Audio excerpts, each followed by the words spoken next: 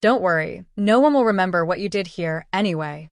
Those words hung in the air as I sat in Scott's fancy office, looking at the severance papers I had just signed. 6 years of working 80-hour weeks, all finished with a digital signature and one careless remark. I kept my face calm, even though my chest felt tight. "Thank you for the opportunity," I said as I stood up from the chair. "Staying professional to the end. That's who I am." Julie Baker, Senior Systems Engineer. Well, former Senior Systems Engineer, as of 5 minutes ago. Scott Wolf, our smooth-talking CEO, didn't even glance up from his laptop. The sunlight from the tall windows shone on his perfectly styled hair. Those windows were added after our series of funding, $20 million, to help grow the company I helped build from the ground up. I walked past rows of engineers who didn't know I wouldn't be coming back tomorrow. Some were working on the very code I had written during endless late nights. That code was the foundation of our entire product. I created the system architecture back when we were still in that old, hot warehouse with no air conditioning, typing through sweat just to keep the project moving. "Heading out early?" Aaron asked from his desk. He was one of the new hires and had no clue what was going on. "Something like that," I replied, forcing a smile. I packed my few personal things quickly. A small plant, a photo of my sister's family, and a coffee mug. That was it. After 6 years, everything I had left fit into one canvas bag. I'd given the rest to this company.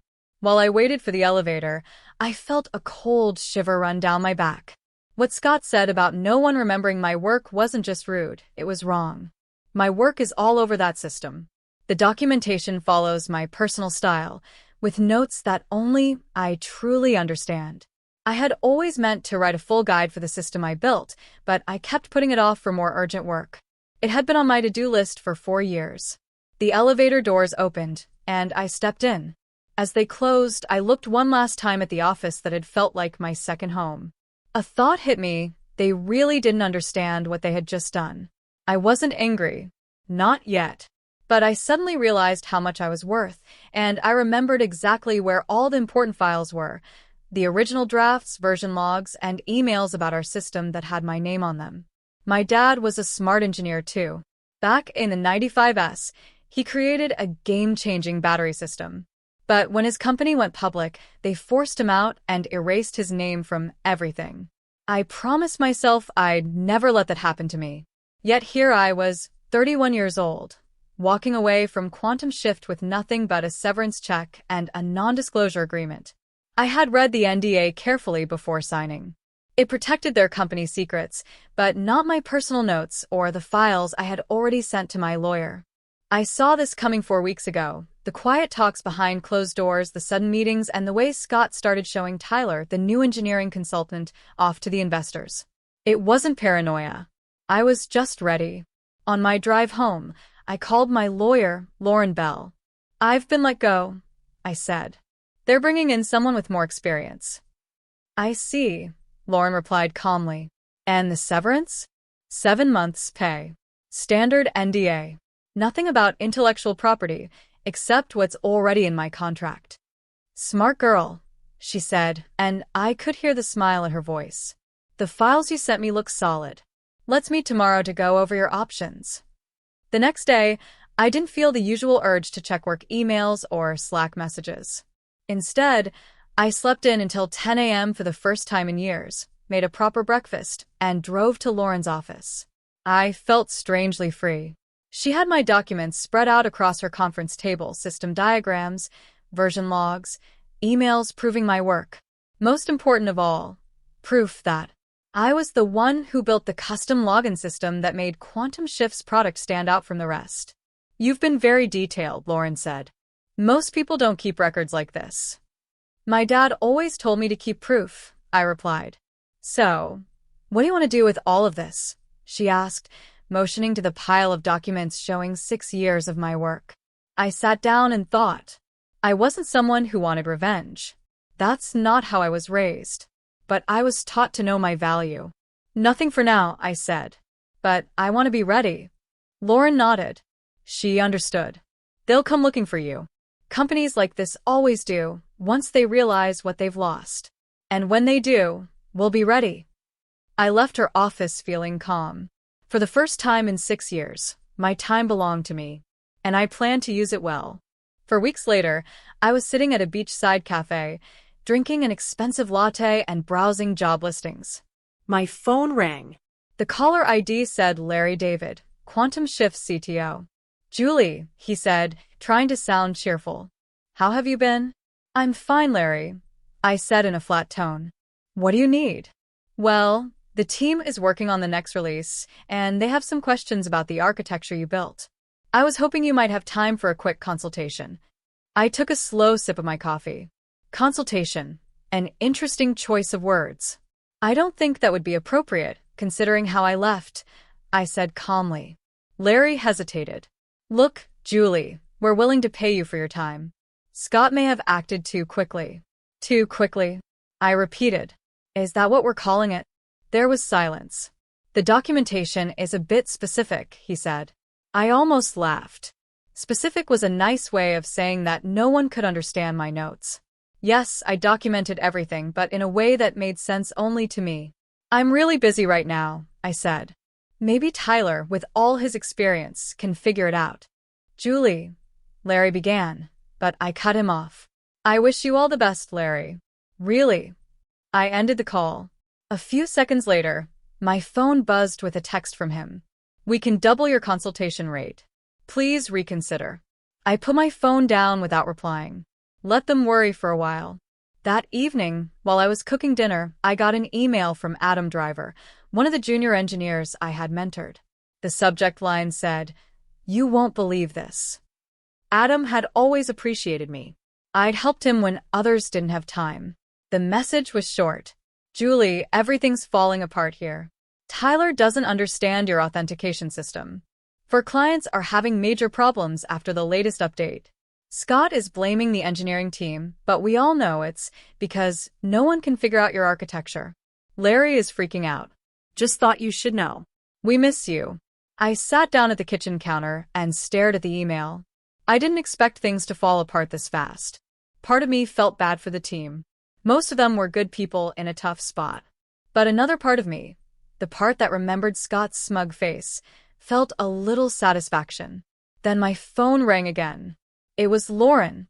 I just got a call from Quantum Shift's legal team, she said. They want to talk about a consulting deal. That surprised me. Things were clearly falling apart faster than I thought. They're having some technical difficulties, Lauren added, sounding amused. What should we do? I asked. I say let them sweat a little longer, she replied.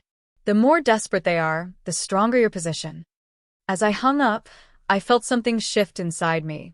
For the first time, I realized I was the one in control. This wasn't about getting even. It was about being recognized for the work I had done. And it looked like that moment was finally here. By the 5th week after I left, the calls came more often. Larry, Tyler, even Adam, sending quiet messages asking for help. I kept my distance. When I did reply, I gave vague answers. While they scrambled, I stayed busy. I met with 3 rival companies not to get a job, but to see what else was out there. I wanted to understand my value in the market. Then, on a bright Friday morning, exactly 1 month after I cleared out my desk, Scott himself called. Julie, he said, trying to sound confident. I think we got off on the wrong foot. The board and I have been talking about your departure, and we believe there might have been a misunderstanding. A misunderstanding. A misunderstanding, I repeated, keeping my voice calm. About what, exactly? About your value to the company, Scott said. It sounded like it was hard for him to admit. We'd like to bring you back as a consultant to help with the transition. I almost said, what about no one remembering my contributions? But I held back. No need to show my cards so soon. I'm not interested in consulting, I said. But thank you for the offer. Julie, be reasonable.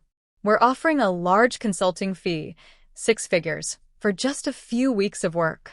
I'm quite busy right now, I replied, repeating what I'd told Larry. Best of luck with everything. I hung up before he could say anything else and called Lauren right away. Scott just called, I told her. He offered me a consulting role. 6 figures. They're getting desperate, Lauren said. but we need to be careful.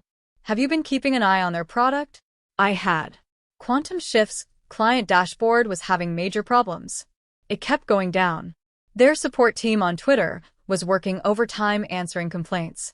The company's stock had dropped 25% in just a week. It's not looking good for them, I said. Perfect, Lauren replied. I've been digging around too.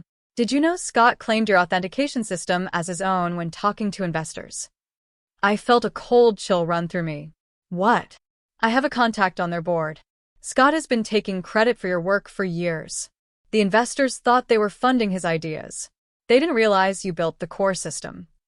That hit me hard. It was one thing to be pushed out, but stealing credit? That crossed a line. What's our next move? I asked, my voice firm. We wait one more week, Lauren said. Let things get worse for them. Then we send a formal notice saying you still own the intellectual property. Can we really do that? I signed an employment contract. Yes, but the contract covers work you did while working there. You built the first version of that authentication system on your own before you ever joined Quantum Shift. You still have the old GitLab repo with the dates to prove it. You brought it with you and improved it for them, but the core idea? That's yours. I thought back to those early days, working on weekends, coding in my apartment, building the system as a personal side project. That was before Scott even reached out to me about a job. And I remember telling him about it. When I was first hired, I told Scott about the system I had built, but he brushed it off like it didn't matter. Now, that choice might cost him a lot. So, we have leverage, I said slowly, starting to understand. We have more than leverage, Lauren replied. We have a legal claim. If we push it, we could shut their whole operation down. I leaned back in my chair, taking it all in. I had walked away from Quantum Shift feeling powerless. Now, everything had changed so much that I almost felt bad for them. Almost. 6 weeks after I left, things at Quantum Shift hit a breaking point. Their stock had dropped another 40%, and there were rumors online that clients were leaving. My phone had stopped ringing, a silence that felt more serious than the calls ever did. I was at home watching a documentary when the doorbell rang. I opened the door and was shocked to see Kelly Riley, the lead investor from Threshold Ventures, standing there. Ms. Baker, she said, looking serious. Sorry to show up like this, but it couldn't wait. May I come in? I hesitated for a moment, then stepped aside and let her in. Kelly had always been polite during investor meetings, but we'd never spoken alone before. I'll be direct, she said, sitting on my couch. Quantum Shift is in trouble, and I think you know why. I've heard there are some technical problems, I said carefully. Kelly gave me a sharp look. The authentication system is failing, and no one can fix it. Scott told us they had backup plans in case anyone left, but clearly, that wasn't true. I said nothing and waited for her to go on. What's even more troubling, she continued, is that we found out Scott wasn't honest about who led the technical work. He told us he was the one who designed the system and that you just helped carry out his ideas. I let out a bitter laugh. Is that what he said? Yes. But after reviewing everything, our technical advisors now know the truth. You were the real architect of the system. Scott lied about your role to get our investment. I took a deep breath. I'm not surprised, but I am disappointed. So am I, Kelly said. Threshold Ventures invested $20 million based on false information. That's why I'm here, Ms. Baker. The board has called an emergency meeting for tomorrow. She paused, then added, Scott doesn't know yet. I'm meeting with you because I believe you need to be at this board meeting, Kelly said. This caught me off guard. I had expected legal talks, not an invite to meet with the board. What exactly are you asking me to do? I said. I'm asking you to tell the truth, Kelly replied. Help us understand the situation and what options we have. In return, I promise your work will be fully recognized and valued. I thought for a moment.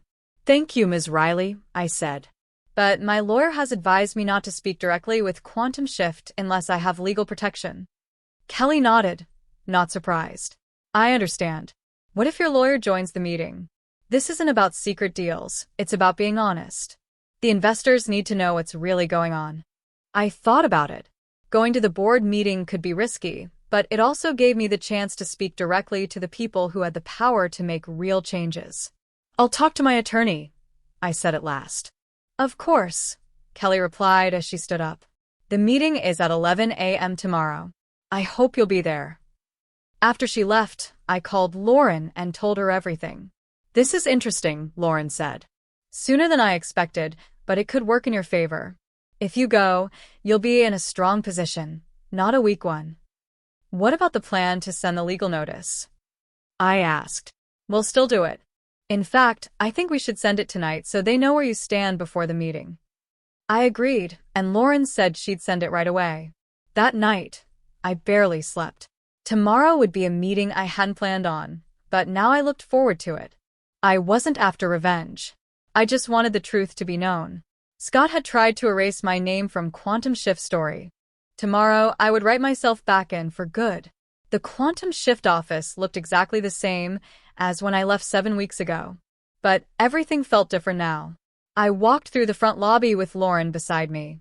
People stared as we passed. As I walked past, people whispered behind me all the way to the main conference room. The air felt heavy with tension when we walked in. Around the long table sat the board members, Kelly Riley, 3 other investors, and the company's top executives. Scott was at the head of the table, but his usual confident smile was gone. Larry, the CTO, looked exhausted, like he hadn't slept in days. "Miss Baker, thank you for coming," Kelly said, standing to greet me. "And this must be your lawyer, Miss Bell." "That's right," Lauren said smoothly, placing her briefcase on the table. "We got your invitation, and we're here in good faith. But I should mention that we sent a formal notice last night to Quantum Shift's legal team, saying Julie still owns some of the intellectual property." Scott's face turned red. "This is ridiculous. You signed a contract that clearly says all work belongs to the company." "I know what I signed," I replied calmly. "But the authentication system we're talking about was built before I started working at Quantum Shift. I have proof, including the original GitLab files with timestamps." One of the board members, Henry Golding from Magnitude Capital, leaned forward. "Is this true, Scott?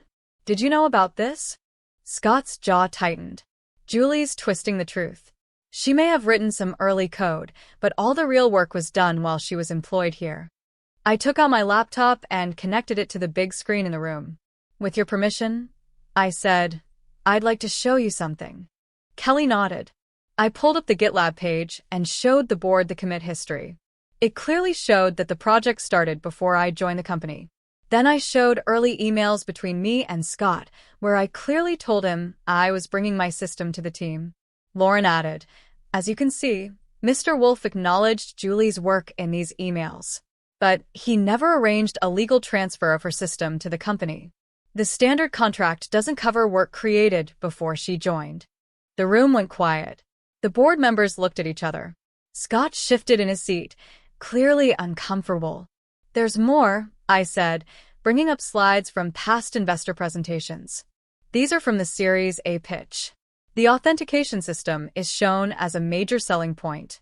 But you'll notice my name is missing from all the credits." Henry Golding took off his glasses and rubbed his eyes. "Scott, you told us you were the one who designed all this." "I oversaw the development," Scott said quickly. "Overseeing is not the same as creating," I said. "And your idea of oversight was setting impossible deadlines and then taking credit when we delivered." Larry, who had been quiet the whole time, finally cleared his throat. "I can confirm that Julie was the lead designer of the authentication system," Larry said. "Without her, we haven't been able to manage it properly, as the last 7 weeks have shown."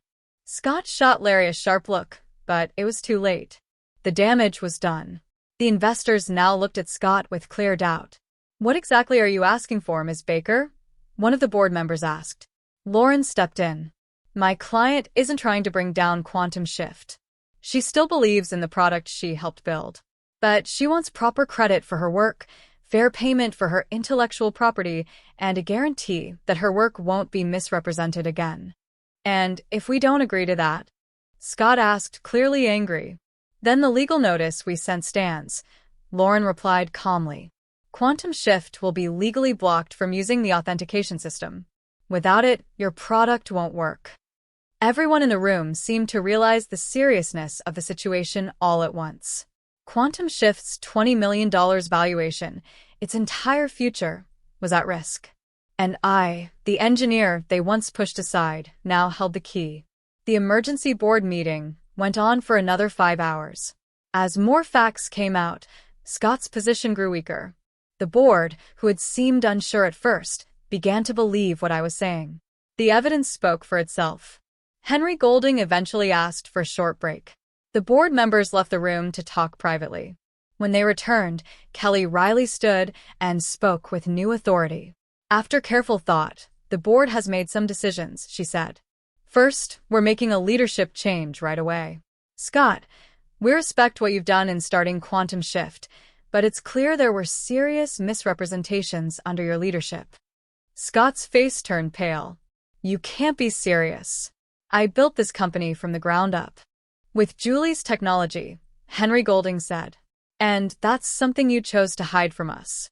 Second, Kelly continued, we're offering Julie the role of Chief Technology Officer, along with a fair share in company ownership and full credit for her past work. My heart was racing. This was more than I ever expected. Also, she said, we're proposing a licensing agreement for the authentication system, including royalties from any future revenue it helps bring in. Lauren and I exchanged a look. This was nearly everything we had asked for. And finally, Kelly said, we'll release a public statement correcting the company's history, clearly naming Julie as the original creator of our core technology. Scott suddenly stood up. This is a mistake. You're handing the company over to someone who's holding it hostage. No, Scott, I said quietly. I'm not holding it hostage. I'm just making sure the truth is finally told. Henry Golding nodded. The board's decision is final. You can stay on in a smaller role as a strategic advisor, or you can leave. It's up to you. Scott looked around the room, searching for support, but no one met his eyes. He didn't say a word. He simply turned and stormed out, slamming the door behind him. In the quiet that followed, I realized something important. What I felt wasn't revenge. It was justice. 4 months later, I stood on a small stage at Quantum Shift's headquarters, speaking to our team and a few tech reporters. The company had changed a lot. Today is a big step forward. I began. With the launch of our new platform update, we're not just adding new features. We're rebuilding this company on honesty and teamwork. The authentication system I had once built alone was now managed by a team of skilled engineers. Everyone got proper credit for their work. The documentation was clear and complete, so the company would never again rely on one person's knowledge. After the event, Kelly came over with a warm smile. The investors are really happy, she said. User complaints are down 95%, and old clients are starting to come back. It's a team effort, I replied, truly proud of what we had achieved together. That's true, Kelly said, but your leadership made it all possible. Oh, and have you heard about Scott? I shook my head. Scott had chosen to leave the company instead of taking the smaller role the board offered him. He's trying to start another company, Kelly said. But it's been tough. Investors are hesitant. Word gets around fast in this business. I felt a quick, quiet wave of sympathy. I hope he learned something from all this. So do I, Kelly said. But some lessons come at a high price. Later that day, I received an unexpected email. It was from Scott. It was short. Julie, I owe you an apology. I should have respected your work instead of trying to take credit.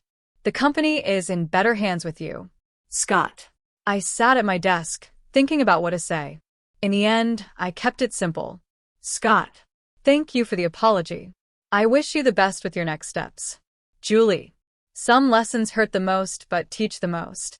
This wasn't about forgetting the past, it was about finally telling the truth. And that was something worth fighting for.